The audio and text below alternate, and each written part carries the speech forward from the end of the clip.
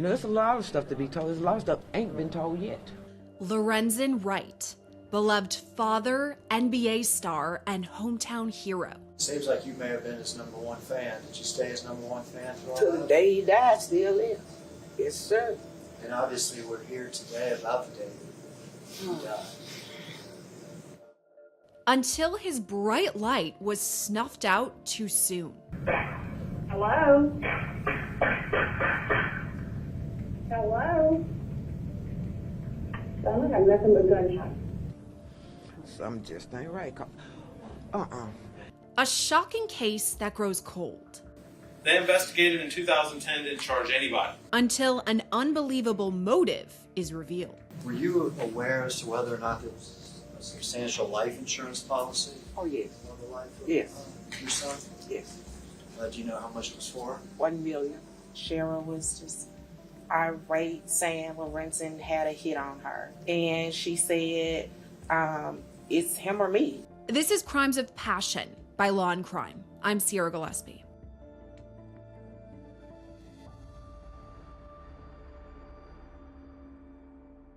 Memphis, Tennessee, a city nestled along the Mississippi River, known as the barbecue capital of the world, and of course the birthplace of rock and roll and the home of the blues. But it's also the home of local legend and hero, Lorenzen Wright. From an early age, it was clear Lorenzen was different than other kids. He didn't just love basketball, he lived it. As a senior at Booker T. Washington High School in Memphis, he was chosen as a McDonald's All-American in 1994 before graduating and moving on to the University of Memphis. That's where he played center before he became a first-round draft pick in 1996, the same year as Kobe Bryant and Allen Iverson. At first, Lorenzen was drafted to the LA Clippers, in all playing 13 seasons in the NBA, including right there in his hometown of Memphis, as part of the beloved Grizzlies franchise. To many, he was a hometown hero, building his personal life on the pillars of Memphis natives, too. In high school, he met Sierra Robinson, the daughter of his assistant basketball coach. There were instant sparks between the pair, who went on to tie the knot on June 6, 1998. Their family started expanding even before that, when they welcomed their first son in 1995. In all, they shared 7 kids, though their second youngest daughter, Sierra, died in 2003 at only 11 months old, when she succumbed to sudden infant death syndrome. Friends would later say this death broke Lorenzen's heart. It created an emotional rift between Lorenzen and Sierra that was never truly able to be repaired. By February 2009, they both had enough. Lorenzen is now retired from the NBA, meaning his once hefty paychecks have halted for the past 10 months. Friends say that both Lorenzen and Sierra are quick to spend money, but it's Sierra that allegedly has a true spending problem, buying things like luxury cars, high-end furniture, and lavish vacations. Before, it was easy to keep under control, but without Lorenzen's consistent NBA income, it's become a problem for the couple. So much so that Sierra files for divorce on May 22, 2009. It's officially granted on February 3, 2010, and just 166 days later, this. Georgetown 911, where's your emergency? Hello? Hello? It's now spring 2010, and Lorenzen is living in Atlanta, Georgia. Even though their marriage is over, he's still on Sierra's mind. So too is his bank account. Were you aware as to whether or not there was a substantial life insurance policy Oh, yes. on the life of Yes. your son? Yes. Do you know how much it was for? 1 million. $1 million? Yes, sir. You aware whether or not there was a substantial NBA pension? Also, was your son's? Yes. You know how much that was? 150,000. Sierra knows she needs NBA player money to keep up with her lifestyle, so she hatches a plan. Sierra Wright's not a professional killer. This is not something she does. She doesn't have a phone directory of hitmen. No. She had to reach out to people that she trusted or that were indebted to her, or that, what did we talk about yesterday? Sketchy uncle, maybe with some criminal past. She had to reach out to people like that to get this thing planned, done, and covered up. That person is Jimmy Martin, Shara's sketchy cousin, who's had past run-ins with the law. In 2007, Jimmy's girlfriend Martha Bones is shot and killed in their Memphis apartment. Jimmy is charged with her murder, but the case ends in a mistrial in 2009. In 2010, he's out on bond, awaiting another trial, and that's when he reconnects with his cousin Shara. When you said the subject matter changed, Yeah, subject matter change, completely change. what do you mean by that? It went from, I got a job for you, that I'm thinking I'm talking about the dogs, to a ploy to kill Lorenzen Wright. Ploy to kill Lorenzen Wright. Correct. What'd you think about that? Well, I thought about it was that Sierra going through some things. Everybody go through things where they just talking off the wall, where they just losing their mind. Now, did you know her well? You know Shara well? Yeah, I knew it was. Would you describe her as the most stable person? I wouldn't describe it as stable, no. So you figure she was just talking. Just talk with you. What'd you say to her when this subject matter came up? It's not the business you want to be in. Shara approaches Jimmy about this job and enlists the help of another friend too, Billy Ray Turner. Billy Turner was Shara Wright's friend. Billy Turner was Shara Wright's yard man. Billy Turner was Shara Wright's romantic, secret interest. Billy Turner was somebody that Shara Wright could trust, manipulate, and use. Billy Ray Turner is a deacon at Mount Olive Missionary Baptist Church in Tennessee. He's the last person you'd expect to be part of a murder plot, but according to Jimmy Martin, he was a major part of the plan. What, brainstorming?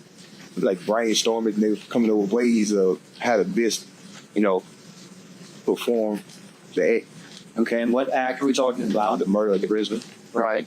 And you say they were coming up with ways. We were. You were too, weren't you? Yeah.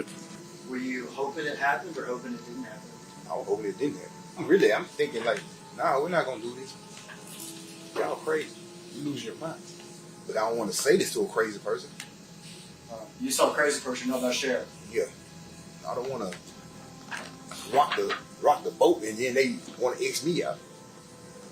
Do you remember Billy saying anything in particular at this meeting? Man, I felt the same consensus from Billy. Like, this was crazy. You felt the same consensus from Billy, meaning you got the sense that he thought this conversation was crazy Yes. too. But he was sitting there like you, Yeah. part of this thing. Because once you've been involved in a conspiracy, either way you go, if it happens and you go tell it, and police come down on you. Was there talk about if it was done in Atlanta, who was going to go do it? Yes, sir. And what was that? It was me. It was going to be you. Yes, sir. And again, you didn't jump up, raise your arms up in the air, and say, "I'm going to run out of here and call the police." No, sir. Why didn't you? Not necessarily call the police, but why were you still sitting there listening to this and agreeing to this? Because when someone comes to you with a murder plot, if they're planning to kill someone they love, you're like the lowest man on the totem pole. They have no problem killing you. Did you feel pressured? Yeah, that was a lot of pressure.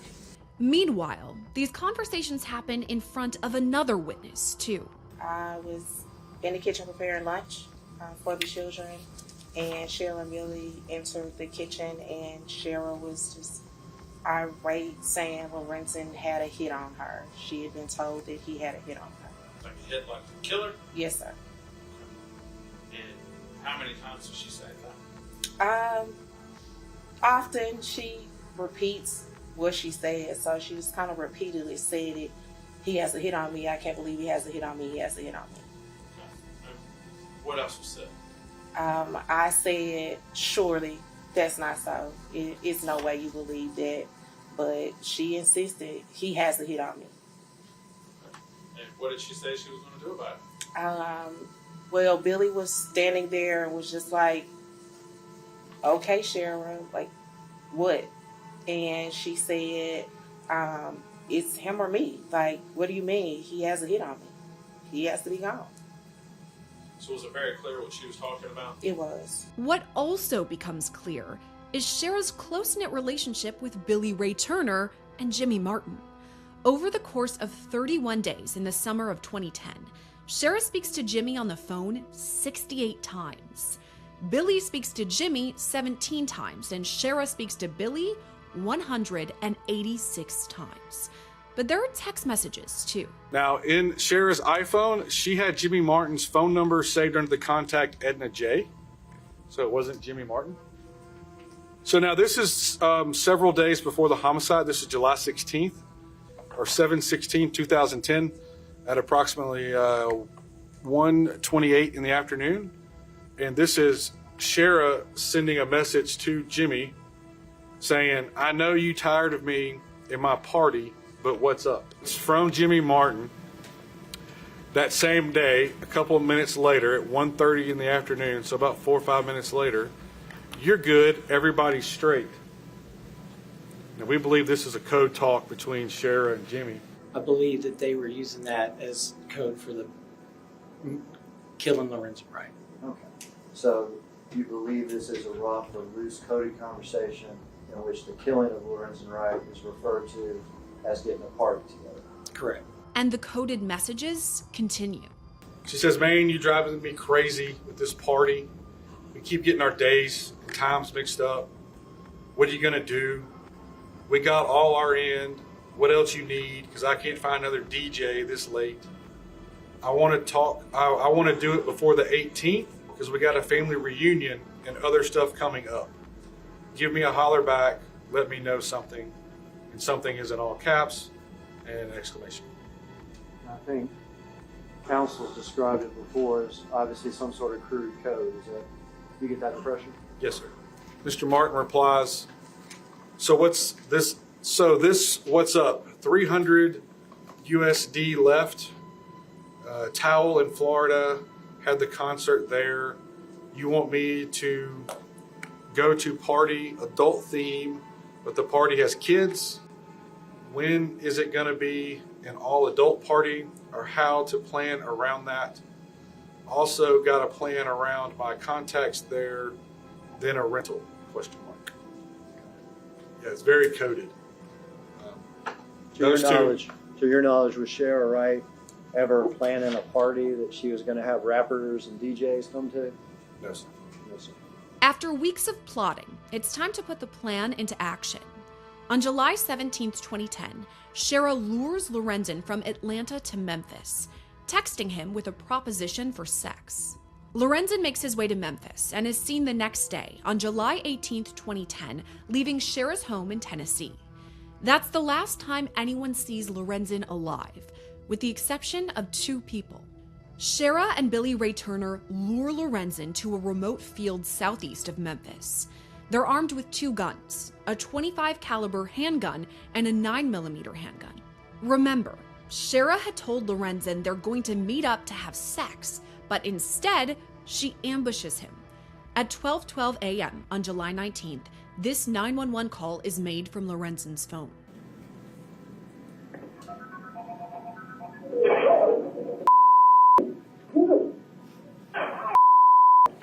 Georgetown 911, where's your emergency? Hello? Hello? Hello? Someone got nothing but gunshots. Was there a point that you became concerned that something had happened to Lorenzen? Oh, yes. When he did return my call. Because he always returned my call, mine and Laura. That's why I waited to the end to call Laura Because I know if he hadn't called her back, it was something wasn't right. Because he always thought me her. Lawrence's daughter. Yes. So, what caused you to call her? Because I wanted to fuss at him for not making it to that baby shower. And we already talked about this. I'm like, I wish I would play the message I left. Like, where are you? Call me ASAP. And you didn't hear from her? Didn't hear from him. Nobody else had heard from him. Did you talk to Lauren? Oh, I know. I don't want to talk to her last because she the final draw. Because if he didn't answer her call or call her back, he's not on this earth. And you didn't answer her call? Nope. She called it 5 times that day. Talk to Sheriff. Oh yeah. Yeah. If she said the police better do their job. That's what she said. All I can say is she said, the police need to be handling their business. Did she tell you that he was missing? No. Did what she tell you made any sense at all? None of it. Nothing made sense. Did it cause you to feel any certain way? Like she knew something but wasn't saying. You know, when she would start a sentence and just stop. Did what Sharon tell you cause you concern? Oh yes. A little bit or a lot? A lot. Because she always knew, like when he went out the house, she putting them blinds up. She see it. So for her to say she didn't know. Did it cause you so much concern that you got in contact with the police? After I talked to Lori, I told Lori, I said, Lori, your daddy called you back, you heard from She said, no, Grandma, I called him 5 times today. I said, well, Lori, your grandma going to be on the news tonight because she called the police because this is not right. At this point, it'd be fair to say that he'd been missing for 2 or 3 days. Oh, yeah. And was your understanding that Sierra Wright never called you? Nope, she never did. Nope. You had to. I had to. Did she tell you that she was the last person to see him alive? She said when they left, she said when we left, Snoop locked the door behind him. So that when they left, that's all, they who? Don't make sense. Lorenzen's body is finally found 10 days after the 911 call is made. An operator traces the call to a secluded location in the city of Germantown. After more than a week in the sweltering heat, Lorenzen's remains are badly decomposed. The manner of death was certified as a homicide. And what was the cause of death? Multiple gunshot wounds. Days after Lorenzen's murder on August 1st, 2010, investigators search Shara's home. They find burned pieces of metal, but it's not enough for an arrest or charges. Even still, Lorenzen's family feels deep inside something is off with Shara. After his death, she collects his $1 million life insurance policy and his pension from the NBA. According to court documents, it took Shara only 10 months to burn through $973,000 of Lorenzen's payout, spending money on things like a $300,000 home, $60,000 worth of luxury vehicles, and $11,000 worth of travel, including a trip to New York City. Shara also helps pay for her cousin Jimmy's attorney's fees.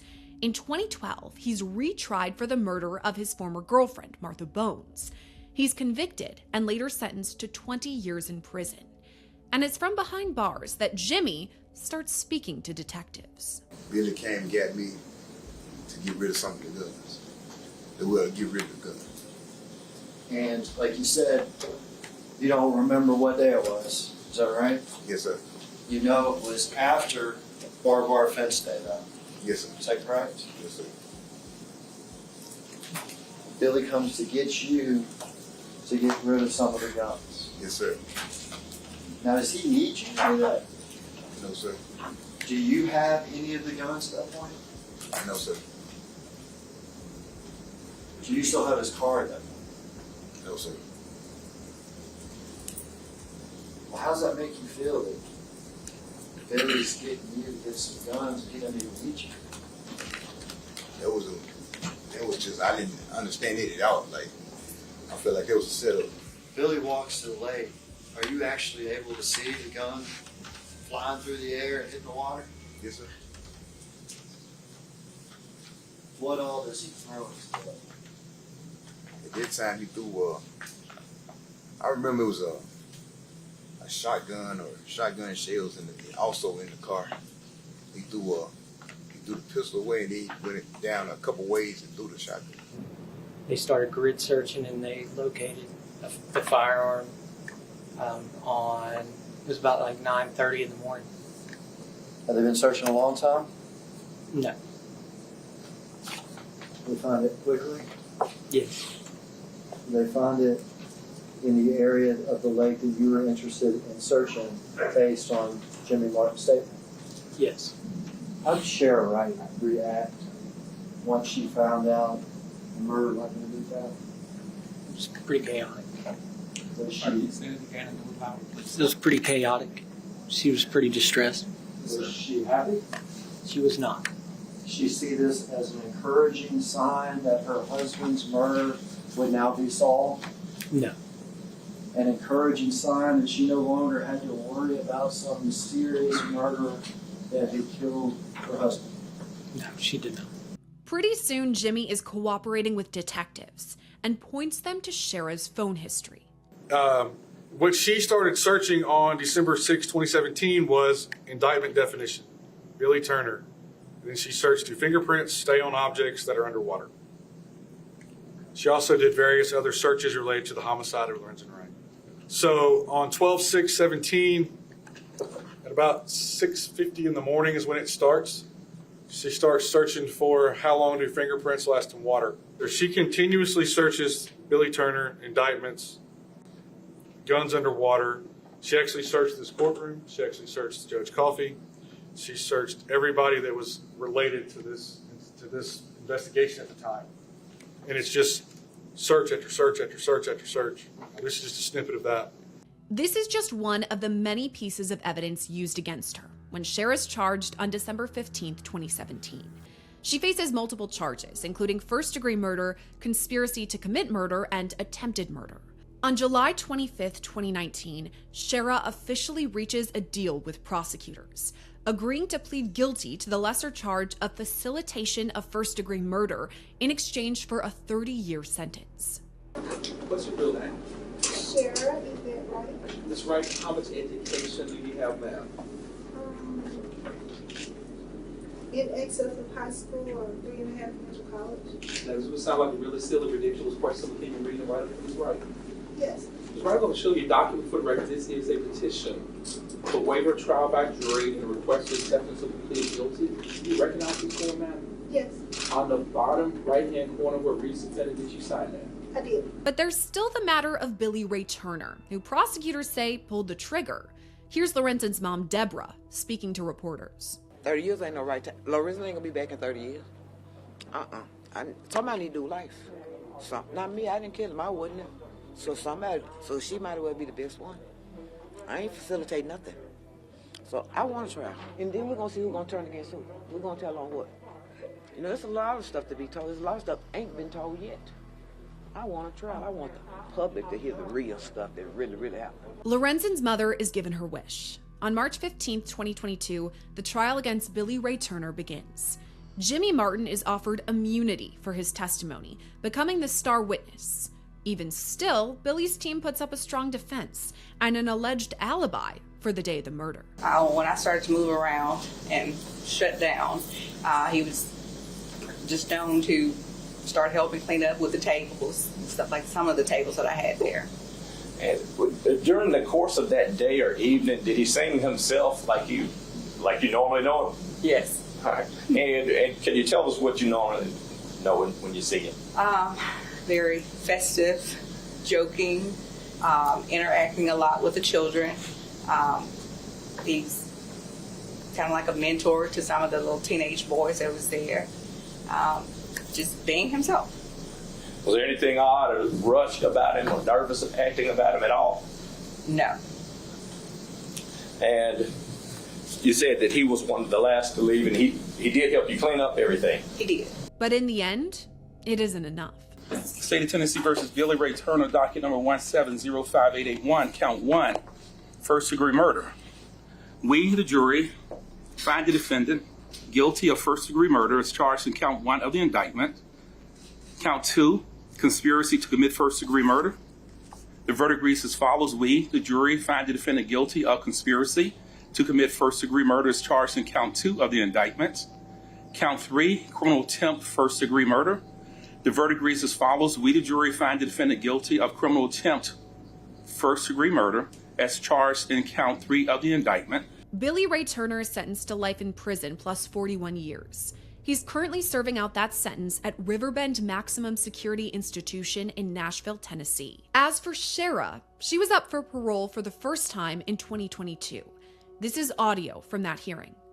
There are a lot of things that I could have done differently during that time, and I am taking full responsibility for leading people to where he was staying in Atlanta. I am taking full responsibility for that. I am taking full responsibility for setting up the meeting on the 18th that eventually led to his death.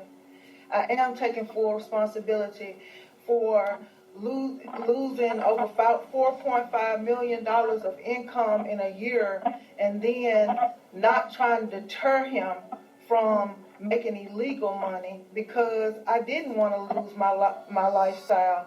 And so I could have deterred him and did things differently. That also affected the children. They had to come out of their private schools and things of that nature. It was a hard time for our family.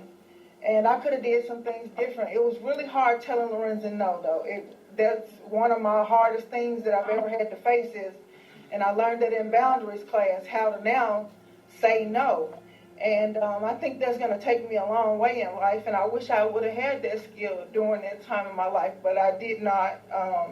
And being totally codependent upon him, that was a difficult thing to say. But I do want to say that I'm sorry for what happened to him. I'm sorry because he's not here. I'm sorry that my kids don't have a daddy and his mom doesn't have a son and they don't have a nieces and they don't have their uncle and their nephew and all the people that I consider to be my family. I didn't want to see anybody hurt the way they're hurt right now. And I didn't want to ever in my life be without him because he was the love of my life. I just made bad decisions because I was scared. But the tears aren't enough. My vote today is to deny your parole due to the seriousness of the offense because I believe release from custody this time would appreciate the seriousness of the crime and hear you again on in May of 2027. For now, Sierra Wright is still in custody, serving out her sentence at the Deborah K. Johnson Rehabilitation Center in Nashville, Tennessee. It began as the American dream. An all-star basketball player marries his high school sweetheart, and together they reap the benefits of stardom and success. But when the bank account runs dry, a greedy ex-wife takes matters into her own hands, recruiting a ruthless crew to carry out the most unforgivable of crimes, murdering the father of her own children. This has been Crimes of Passion by Law&Crime. I'm Sierra Gillespie.